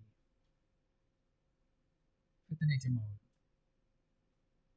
حضرت عثمان مدینہ کے اندر ہی شہید ہوئی ہے نا، تو کتنا بڑا فتنہ تھا کہ ایک خلیفہ وقت کو مدینہ میں شہید کر دیا گیا، اور وہ بھی باغیوں نے آ کے. اب پھر صحابہ جو ہے نا وہ نکلے ہیں. پھر حضرت علی نے بھی جو ہے وہ کوفہ کو جو ہے وہ دارالخلافہ بنایا، کیپٹل بنایا. پھر بعد میں کوفہ رہا، پھر کوفہ کے بعد پھر ہم دیکھتے ہیں بنو عباس کے دور میں جو ہے وہ بغداد بن گیا. بنو امیہ نے جو ہے وہ شام کو بھی بنایا، دمشق کو بھی. حضرت انس بن مالک سے روایت ہے کہ اللہ کے رسول صلی اللہ علیہ وسلم نے فرمایا اللہم بارک لہم فی مکیالہم وبارک لہم فی صاعہم ومدہم. آپ صلی اللہ علیہ وسلم نے ان کے پیمانوں کے لیے بھی دعا کی کہ اللہ تعالیٰ ان کے لیے اس میں برکت ڈال، ان کے صاع میں، ان کے مد میں، یعنی اہل مدینہ کے.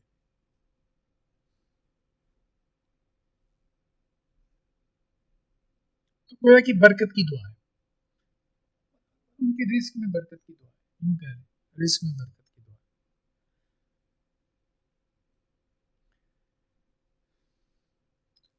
حضرت نافع عبداللہ بن عمر سے روایت کرتے ہیں ان الیہود جاؤ الی النبی صلی اللہ علیہ وسلم کہ یہود اللہ کے نبی صلی اللہ علیہ وسلم کے پاس آئے برجل و امرأۃ زنایا، ایک مرد اور ایک عورت کو لے کے کہ جنہوں نے زنا کیا تھا. فامر بہما فرجما، تو آپ صلی اللہ علیہ وسلم نے حکم دیا ان کو رجم کیا گیا. قریبا من حیث توضع الجنائز عند المسجد، کہاں رجم کیا گیا ان کو؟ مسجد کے قریب جہاں جنازے رکھا جاتے تھے، مطلب مسجد کے قریب جو ہے نا جنازہ گاہ تھی، آپ یوں کہہ لیں وہاں پہ ان کو رجم بھی کیا گیا جنازہ گاہ. عیدگاہ کا تذکرہ آ گیا، جنازہ گاہ کا تذکرہ آ گیا، ٹھیک ہے. آپ وسلم جو ہے وہ قباء میں جاتے تھے اس کا تذکرہ آ گیا، حوالی مدینہ میں جاتے تھے اس کا تذکرہ آ گیا، ٹھیک ہے. سا کا تذکرہ آ گیا، قبر کا تذکرہ آ گیا، منبر کا ذکر آ گیا. تو یہ سب چیزیں جو ہے آپ صلی اللہ علیہ وسلم کے مشاہد مطلب جن چیزوں جگہوں کا آپ نے وزٹ کیا اور وہ چیزیں جو آپ صلی اللہ علیہ وسلم سے ریلیٹڈ ہیں، متعلق ہیں.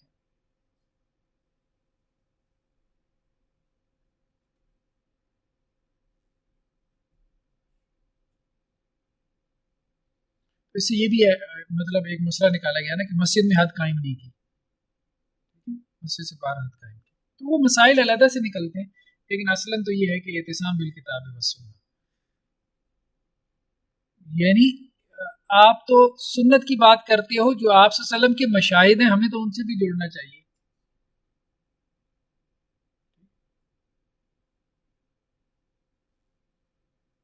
حضرت انس بن مالک سے روایت ہے کہ اللہ کے رسول صلی اللہ علیہ وسلم طلع له احد، کہ آپ صلی اللہ علیہ وسلم جو ہے نا وہ احد پہاڑ آپ کے سامنے آیا تو آپ صلی اللہ علیہ وسلم نے کیا کہا، ھذا جبل یحبنا ونحبه، یہ پہاڑ یہ ہم سے محبت کرتا ہے اور ہم اس سے محبت کرتے ہیں. مدینہ کے پہاڑ، مدینہ کے پہاڑوں کی بھی اہمیت ہے. آپ تو رسول اللہ صلی اللہ علیہ وسلم کی بات کر رہے ہو، اس کے پہاڑوں کی بھی اہمیت ہے.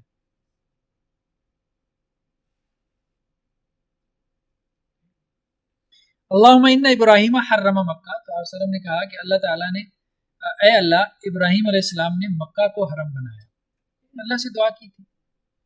وَإِنِّي أُحَرِّمُ مَا بَيْنَ لَابَتَيَّ، اور میں جو ہے ان دونوں مدینہ کے دونوں طرف اصل میں وہ لاوے کی چٹانیں تھیں، ان کو لابتین کہتے تھے. تو ان دونوں جو ہے وہ پہاڑی سلسلے کہہ لیں آپ، انہوں نے کیا ترجمہ کیا، بہرحال ایسے ہی کوئی ترجمہ ہوگا، اس کے درمیان کی جگہ کو میں حرام قرار دیتا ہوں. مدینہ طیبہ کے دونوں کناروں کی بہرحال لابتین کہتے ہیں لاوے کے جو پہاڑ ہیں. کسی زمانے میں وہ لاوا نکلا تھا ان سے، پرانے وقتوں کی بات.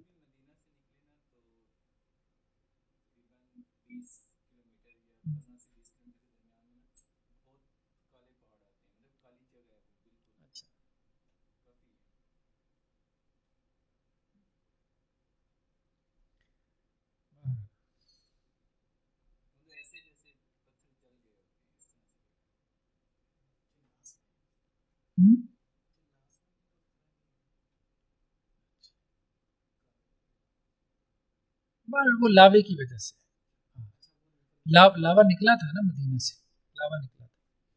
یہ مورخین بیان کرتے ہیں جو تاریخ مدینہ کے اوپر کتابیں ہیں ان میں. ہاں بہت پہلے کی بات ہے. مسجد کی دیوار جو کہ قبلہ کی طرف ہے اور منبر کے درمیان ایک بکری کے گزرنے کی جگہ تھی. خیر بہرحال اصل میں وہ یہ کہنا چاہ رہے ہیں کہ اتنی چھوٹی سی چیزوں کو بھی جو ہے وہ یاد رکھا گیا اور اس کو بیان کیا گیا.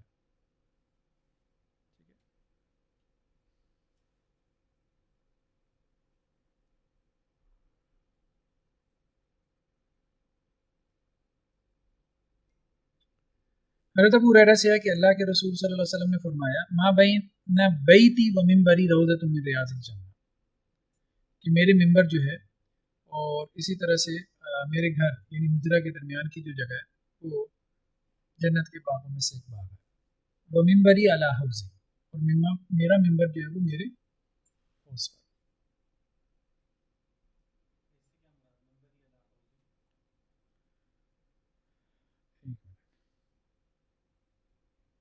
بظاہر تو یہی مراد ہو رہا ہے کہ حوض کوثر مراد ہے.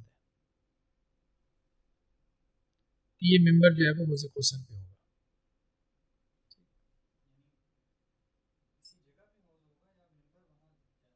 نہیں ممبر وہاں لے جایا جائے گا، ممبر وہاں لے جایا جائے گا.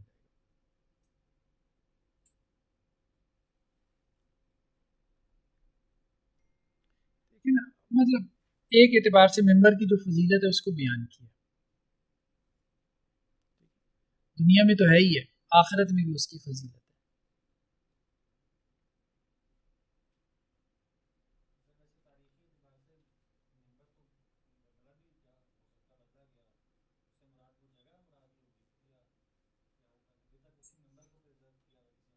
یہ میرے علم میں نہیں ہے، یہ میرے علم میں نہیں ہے کہ وہ ممبر جو ہے وہ بدلا گیا ہے یا وہی چلا آ رہا ہے، یہ میرے علم میں نہیں.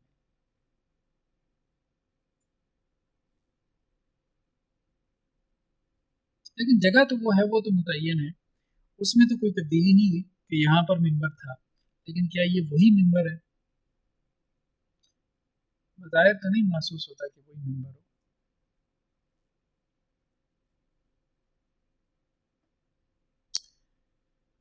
قال سابق النبی صلی اللہ علیہ وسلم، حضرت عبداللہ سے ہے کہ اللہ کے نبی صلی اللہ علیہ وسلم نے بین الخیل، گھوڑوں کے درمیان جو ہے وہ دوڑ لگوائی.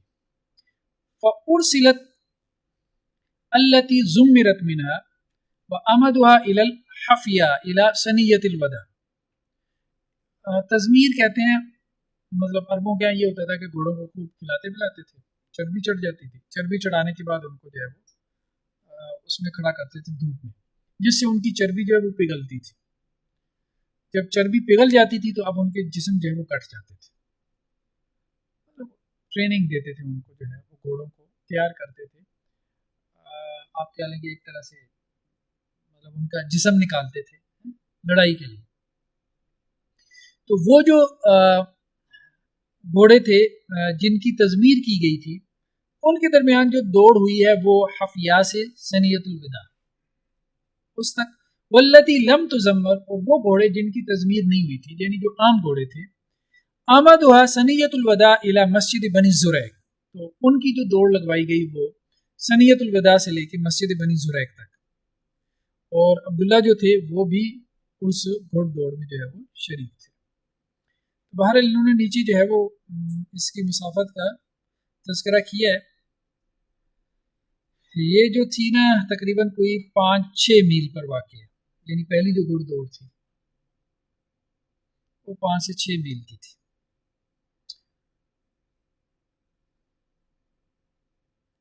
دوسری جو تھی وہ ذرا کم ہو گئی.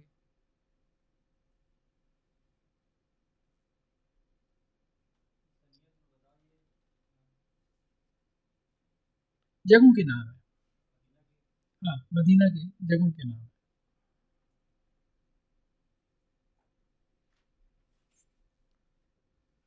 اذان تو نہیں، بس دیکھ لیتے ہیں یہ چیپٹر اگر ختم ہو جاتا ہے ایک دو روایتوں کے ساتھ تو دیکھ لیتے ہیں.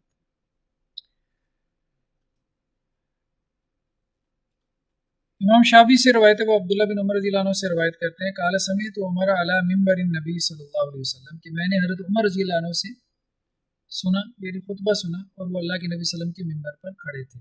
یعنی گویا کہ ان کے دور میں تو اللہ کے نبی صلی اللہ علیہ وسلم کا ممبر تھا.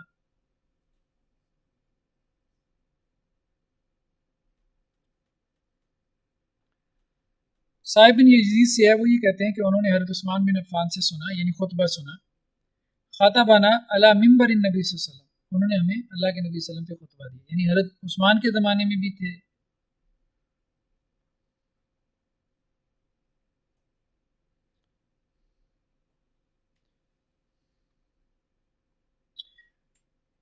حضرت عائشہ رضی اللہ عنہ نے کہا، قد کان یوزع لی ولی رسول صلی اللہ علیہ وسلم هذا المرکن فنشرع فیہا جمیعا، کہ ہمارے لیے یعنی اللہ کے رسول صلی اللہ علیہ وسلم کے لیے اور میرے لیے یہ لگن آپ کہہ لیں، وہ جیسے ہم اپنے زبان میں ٹب کہتے ہیں، وہ رکھا جاتا تھا اور ہم اس میں سے پانی لیا کرتے تھے. یعنی وہ ٹب جس کو اللہ کے رسول صلی اللہ علیہ وسلم نے استعمال کیا وہ برتن پانی لینے کے لیے، غسل کے لیے، تو اس کا بھی تذکرہ ملتا ہے روایتوں میں.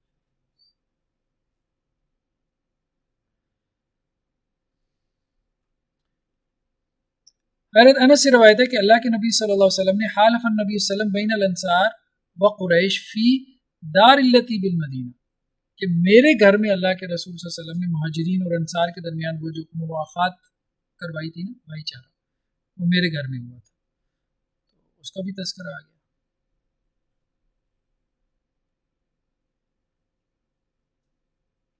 دیکھ لیتے ہیں اب اس کو میرے خیال میں۔ وقانت شہرن یدو علی احیاء من بنی سلیم، اللہ کے نبی صلی اللہ علیہ وسلم نے جو ہے وہ ایک مہینے تک جو ہے وہ بد دعا کی تھی بنی سلیم کے کچھ جو ہے وہ خاندانوں کے لیے۔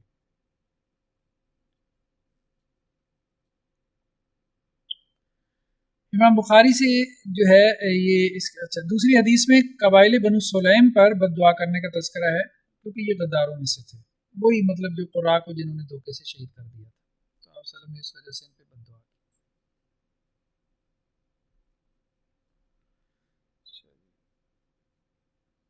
لمبا ہی چیپٹر ہو گیا۔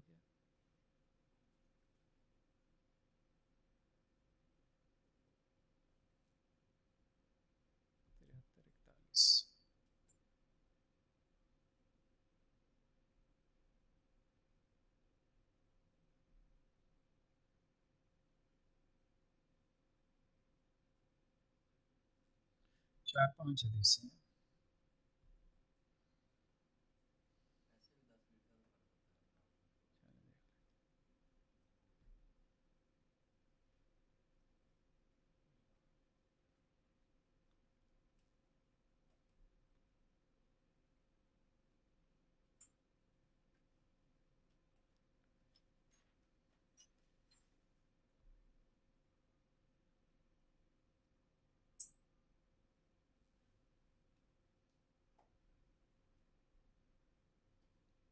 جی حضرت ابو بردہ سے ہے، وہ کہتے ہیں کہ میں مدینہ میں آیا تو مجھے جو ہے وہ عبداللہ بن سلام ملے، فقال علی انطلق الی المنزل فاسقیک فی قدح شارب فی رسول اللہ صلی اللہ علیہ وسلم، تو انہوں نے جو ہے وہ مجھے یہ کہا کہ گھر چلیں، میں آپ کو اس پیالے سے پانی پلاؤں گا جس سے رسول اللہ نے پیا، اور صحابہ اس کا اہتمام کرتے تھے۔ وتصلی فی مسجد صلی فی النبی صلی اللہ علیہ وسلم، اور آپ اس مسجد میں نماز پڑھیں گے جس میں اللہ کے رسول نے نماز پڑھی۔ فانطلقت معه فسقانی سویقا واطعمنی تمرا وصلیت فی مسجدی، تو میں آپ کے ساتھ چلا تو انہوں نے مجھے جو ہے وہ ستو پلائے اور مجھے کھجور کھلائی، اور میں نے جو ہے وہ آپ صلی اللہ علیہ وسلم کی مسجد میں نماز پڑھی۔ مطلب صحابہ نے اس کو اہمیت دی، کہنے کا مقصد یہ۔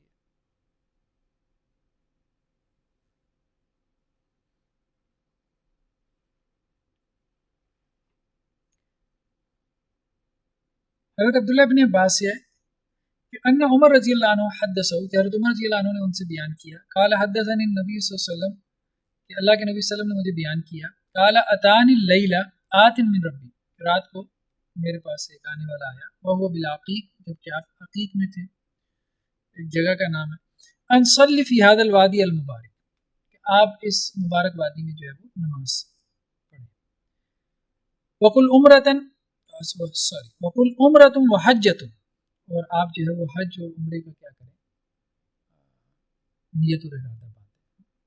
وقال ہارون بن اسماعیل حدثنا علی عمرۃ فی حجۃ، انہوں نے کہا کہ حج میں عمرے کا جو ہے وہ مطلب احرام کی بات ہو رہی ہے۔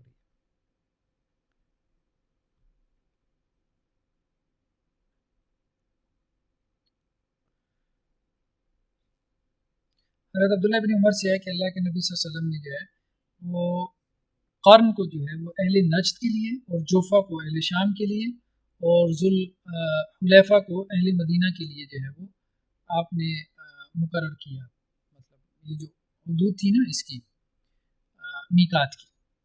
قال سمعت هذا من النبی صلی اللہ علیہ وسلم، کہ میں نے اللہ کے نبی صلی اللہ علیہ وسلم سے یہ سنا، وبلغنی ان النبی صلی اللہ علیہ وسلم قال، اور مجھے یہ بھی بات پہنچی کہ آپ صلی اللہ علیہ وسلم نے فرمایا والے اہل الیمن یلملم، کہ اہل یمن جو ہے ان کے لیے جو حد ہے میقات کی وہ یلملم ہے۔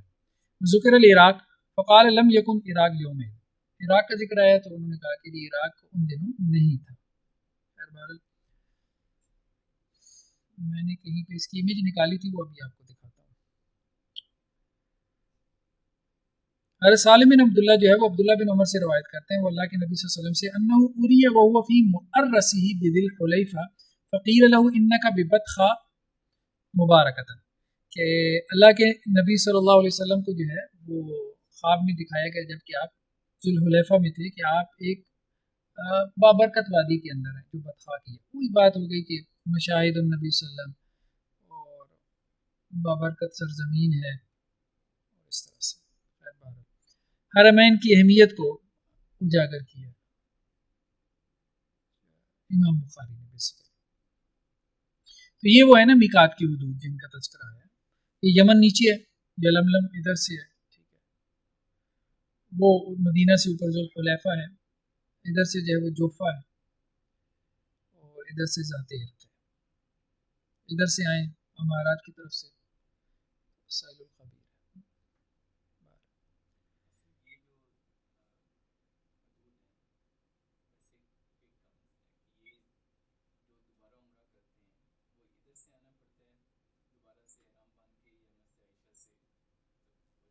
مسجد عائشہ تو اصل میں میقات کے اندر آ جاتی ہے نا. مسجد عائشہ دیکھیے بات یہ ہے کہ اس میں یہ سمجھتا ہوں لوگوں کو منع نہیں کرنا چاہیے. لوگوں نے زندگی میں ایک مرتبہ جانا ہے، ٹھیک ہے، اور اس نے اپنے اماں کا بھی عمرہ کرنا ہے، ابے کا بھی کرنا ہے، دادی کا بھی کرنا ہے، دادے کا بھی کرنا ہے. آپ اگر اسے اس کام پہ نہیں لگائیں گے تو وہ کیا کرے گا؟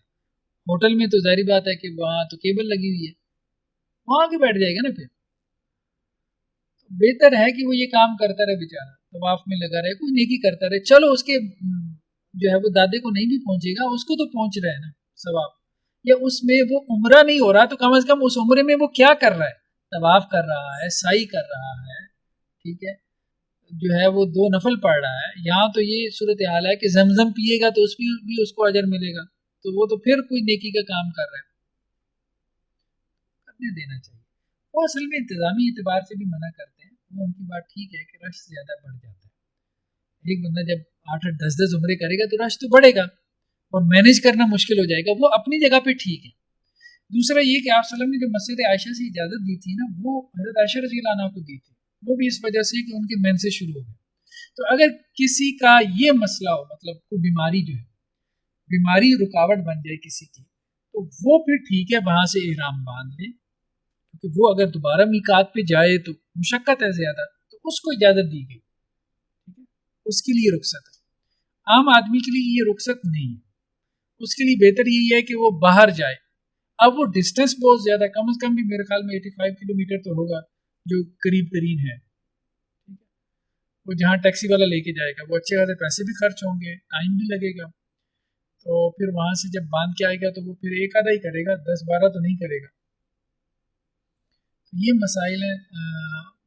بہتر تو یہ ہے اگر کوئی ایسا کر سکتا ہے تو اس طرح سے کر لے، میقات سے باہر جا کے جو ہے وہ دوبارہ احرام باندھے اور پھر آئے. ٹھیک ہے. باقی کچھ لوگوں نے تعویلیں بھی کی ہوئی ہیں. اللہ کے لیے کیا مشکل ہے کہ آپ کی تعویل جو ہے وہ قبول کر لے کہ چونکہ آپ وہاں کے رہائشی ہیں، ریزیڈنٹ ہیں، 40 دنوں کے لیے گئے مثال کے طور پہ، ٹھیک ہے. تو اب ائمہ جو ہے ثلاثہ ہیں وہ بھی کہتے ہیں 4-5 دن مسافر ہوتا ہے، اس کے بعد تو آپ مقیم ہیں. زیادہ سے زیادہ حنفیوں نے کہا ہے کہ جی 15 دن مسافر ہوتا ہے. سب کے نزدیک ائمہ اربعہ کے نزدیک آپ مقیم ہو گئے، ٹھیک ہے. کم از کم آپ کا 1 مہینہ تو آ ہی جاتا ہے نا 10 دن مدینہ کے چھوڑ کے مکہ کے اندر، تو آپ تو ہو گئے ریزیڈنٹ. اور جو مقیم ہے وہ کہاں سے احرام باندھے گا؟ ظاہری بات ہے اس کو تو نہیں کہا گیا کہ وہ باہر میقات میں جا کے احرام باندھے. تو وہ تعویل بھی کی ہوئی ہے انہوں نے، ہاں اپنے گھر سے. وہ تعویل بھی اس طرح سے کر لیتے ہیں. اللہ کے لیے کچھ مشکل نہیں ہے کہ نیکی میں آپ کی تعویلیں قبول کر لیں.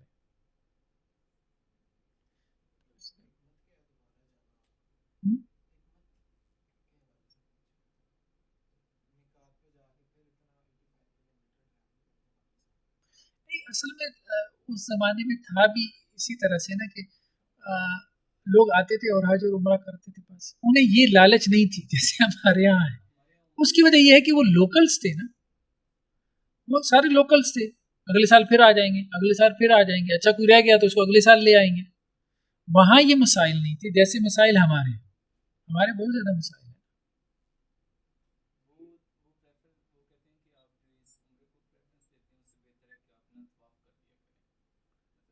ٹھیک ہے، دیکھیے مختلف آراء ہیں، کسی کو انسسٹ نہیں کرنا چاہیے. کوئی کر بھی رہا ہے تو میں تو یہ کہتا ہوں یار ٹھیک ہے، لگے رہو، اللہ سے امید رکھو، اللہ سے امید رکھو.